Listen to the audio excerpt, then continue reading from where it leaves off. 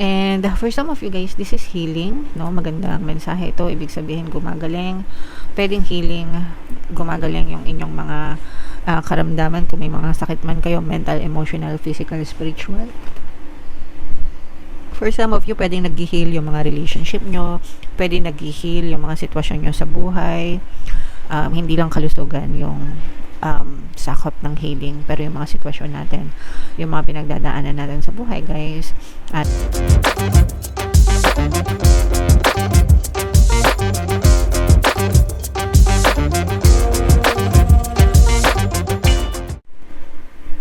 hello guys, hello Capricorn, welcome back to Pinoy Pixie Tarot. Ang pamagat ng episode natin for tonight is messages from the universe para ngayong March to April para sa Capricorn, Sun, Moon, Rising sign, and Venus. So, unahin natin tong deck na to, guys, no?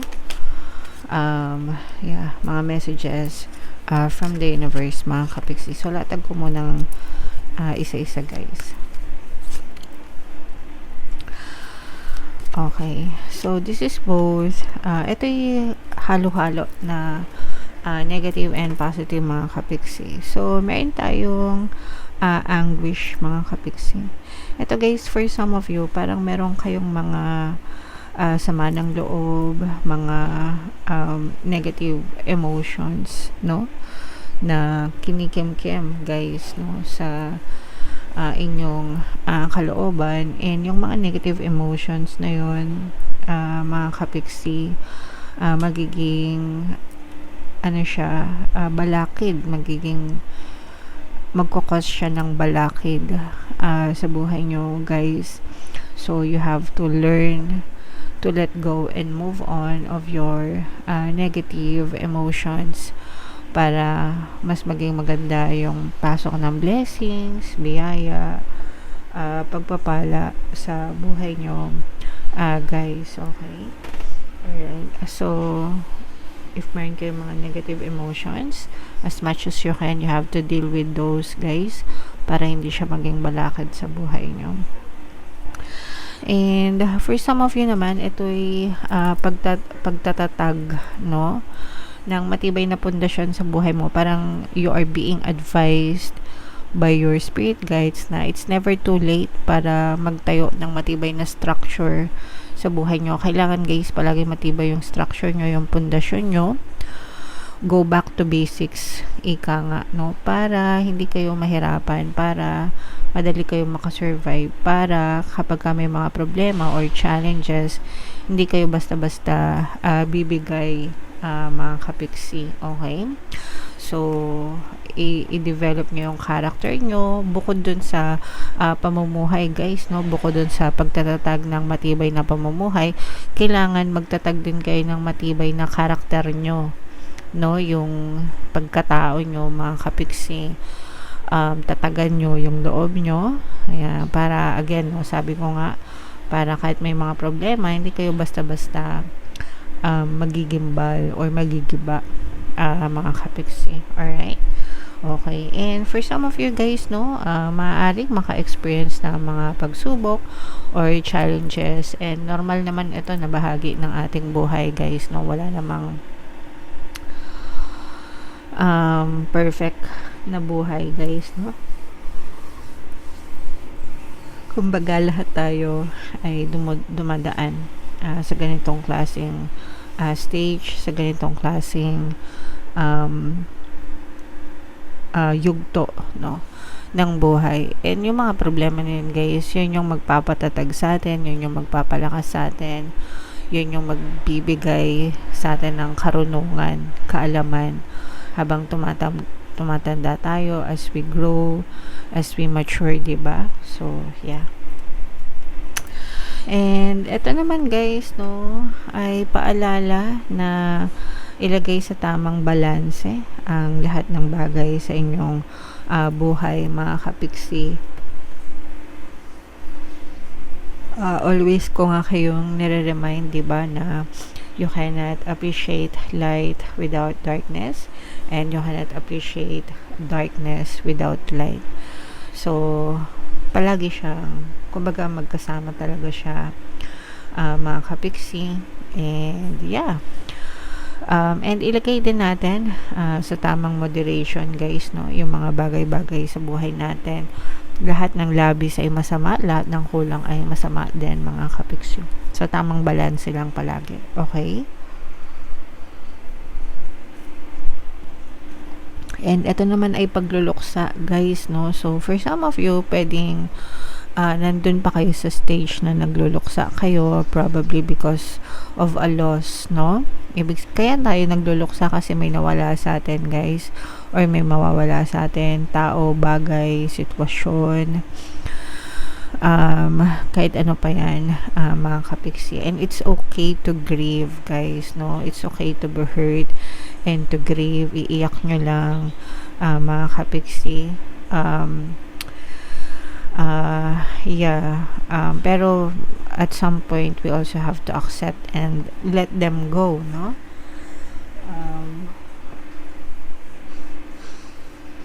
Ganun talaga guys sa buhay natin, may nakikiraan lang tayo dito sa mundo, and meron tayong lifespan lang, kumbaga hindi lang naman tao, no, lahat ng living things, no, lahat tayo ay may lifespan lang, mga kapiksi. So we just have to accept it guys, and isipin nyo na lang na kung nauna na sila, they're in a much better place now kasi nasa langit na sila, mga kapiksi. At least hindi na sila nagdudusa dito sa mundo, guys. Alright? And for some of you guys, this is healing, no? Magandang mensahe ito. Ibig sabihin, gumagaling. Pwedeng healing, gumagaling yung inyong mga karamdaman. Kung may mga sakit man kayo, mental, emotional, physical, spiritual. For some of you, pwedeng nag-heal yung mga relationship nyo. Pwedeng nag-heal yung mga sitwasyon nyo sa buhay. Hindi lang kalusugan yung sakop ng healing, pero yung mga sitwasyon natin, yung mga pinagdadaanan natin sa buhay guys, nafi-fix din, mga kapiksi. Alright, so this is something that you should be grateful for, and this is something that you should look forward to, mga kapiksi. Alright, so itong healing na to guys, no, tsaka itong mga matitibay na pundasyon, i-mind nyo na sa comment section. Bubunot pa tayo dito guys ng 2 cards. Shuffle natin. Habang sinashuffle ko to guys, panoorin nyo muna yung video natin regarding sa ating paano mag-manifest ng abundance video course. Kapiksi, sawa ka na ba sa mga struggles at hirap sa buhay mo? Masipag ka ba at masikap sa buhay ngunit hindi ka pa rin umaasenso? Ilang beses ka na bang nag-attempt mag-negosyo at mag-invest pero palagi ka pa rin nalulugi? Sa pagkakataon na ito ay maaaring may subconscious beliefs ka na nagiging balakid sa iyong pag-unlad at pagyaman. Introducing, paano mag-manifest ng abundance video course. Dito ay matututunan mong ma-overcome ang mga balakid mo para tuluyan ka ng umunlad, umasenso, sumagana, maging matagumpay, successful at maswerte sa iyong kabuhayan, pera, trabaho, negosyo sa lapi at kaperahan ng bonggang-bongga. Dali, mag-send na ng email sa pinoypixie@gmail.com at simulan na ang iyong pagyaman ngayon. Alright, so sa lahat ng gusto mag-avail ng course guys, meron tayong paano mag-manifest ng abundance video course, paano mawala ang third party at magkaroon ng harmonious na relationship, paano pabalikin si ex revised breakup. Sa mga interesado guys, mag-send lang kayo ng email sa pinoypixie@gmail.com. And sa mga naghahanap guys ng pampaswerte, meron tayong money shaker jars at saka itong mga pampaswerte na bracelets, mga kapiksi. So ito yung WhatsApp number natin nasa screen, i-chat nyo lang ako dyan guys, no? So ito yung additional message nyo guys, no? So choose love, mga kapiksi. Always natin piliin yung pag-ibig, always natin piliin yung love and light versus anger and resentment and hatred, diba? Kumbaga always choose to be kind, always choose positive versus negative, always choose kindness versus madness, always choose love and light versus darkness and shadows, mga kapiksi. Okay? Always choose what is right versus wrong, kumbaga, no? So yeah, so basahin natin to, mga kapiksi. If you're struggling with an obstacle, di ko alam kung nakikita nyo guys, nakikita nyo ba? Ang hirap kasing i-focus. If you're struggling with an obstacle or conflict, choose a path of love. Suffering, doubt, and frustration all transform in the presence of love. So show your love courageously, show your love openly, show your love with no strings attached. It's safe to give and receive love. In fact, if you have a hard time with self-love, start outside yourself and work your way in. Showing love to others can be a gateway for loving yourself. So, just give love. Whatever you give, you will receive, mga kapigsi, no? If you give love to yourself, you will receive love for yourself as well. If you give love to others, mamahalin ka rin nila, mga kapigsi, no? But don't do it just because, no? Kumbaga, wag mo siyang gawin dahil naghahanap ka ng pag-ibig. Hindi ganon. If you will love, make sure you love unconditionally. Ibig sabihin, pag nagmahal kayo, make sure na yung pagmamahal na binibigay nyo is unconditional without expecting anything in return. That's true love, guys. Yun yung true love talaga. Na kahit hindi kayo nakakatanggap ng love in return, no?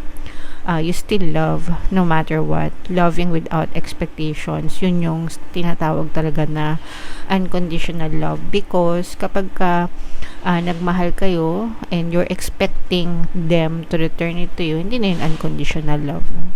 In fact, pwedeng hindi na yun love at all, mga kapiksi. Nagets nyo ba? So, yeah. Always choose love, guys. Always choose kindness. And ito naman ay sa love message. No love, mga kapiksi, no? There is paparating, no? May paparating na bagong pag-ibig sa inyo. Pwedeng new person, pwedeng old person na magbabalik, guys. But whatever, this is a new stage, a new chapter in your love life, mga kapiksi, na magpapakilig sa inyo, guys. Ay! So, i-mind nyo na yung new love na yan, guys, no? Comment down below if naka-resonate kayo sa mga messages for you, guys. Alright, and ito yung ating for more tarot readings for Capricorn, guys. Ito yung playlist nyo. Ito naman yung ating success stories ng paano mag-manifest ng abundance video course. Panoorin yung video, guys, about money shaker jars. Thank you for liking, sharing, and subscribing. See you next time, guys. I love you all. Have a nice day. Bye-bye.